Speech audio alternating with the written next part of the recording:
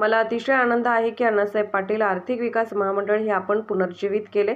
नरेंद्र पाटील यांना जबाबदारी सोपवल्यावर त्यांनी उत्कृष्ट काम केलं। आमचे शिवेंद्रराजे भोसले यांनी मला आमंत्रण दिलं होतं। सातारा ही स्वराज्याची राजधानी तर आहेच। आजचा कार्यक्रम पार पडला। सर्वात आधुनिक अशी कृषी उत्पन्न बाजार समिती आहे। आमच्याकडे 2 राज्यसभा आहेत। मला अतिशय आनंद आहे की अण्णासाहेब पाटील आर्थिक विकास महामंडळ हे आपण पुनरुज्जीवित केलं आणि नरेंद्र पाटीलजींना त्याची जबाबदारी सोपवल्यानंतर त्यांनी अतिशय प्रामाणिकपणे गावोगावी फिरून मराठा समाजातल्या तरुणांना उद्योजक केलं। 8,500 कोटी रुपये एवढं कर्ज आज वितरित केलं आहे। जवळपास 800 कोटी रुपयाचं व्याज आपण वितरित केलेलं आहे।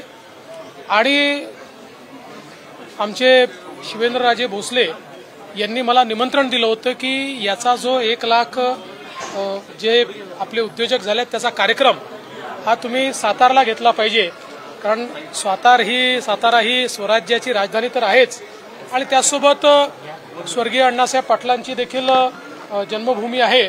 त्यामुळे हा कार्यक्रम या ठिकाणी घ्यावा। तो कार्यक्रम आज झालाय आणि आपण देखील त्या ठिकाणी उपस्थित होतात। ज्या लोकांचा आम्ही सत्कार केला अतिशय सामान्य घरचे तरुण किंवा तरुणी, पण त्यांनी या महामंडळाचा उपयोग करून स्वतःचं जीवन बदलवलेलं आहे। आता दुसरा टप्पा हा 5 लाखाचा आपल्याला पार पाडायचा आहे असा आम्ही संकल्प केला। साहेब, आज कृषी उत्पन्न बाजार समितीचं भूमिपूजन केलं, काय भावना?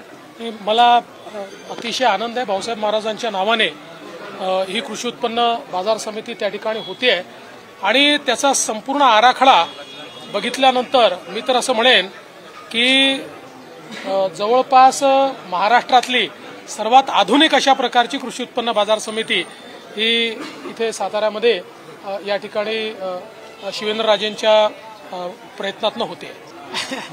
असं आहे की 2 राज्यसभा आमच्याकडे आहेत, त्यातली 1 राज्यसभा ही भारतीय जनता पक्षाकडे राहणार आहे।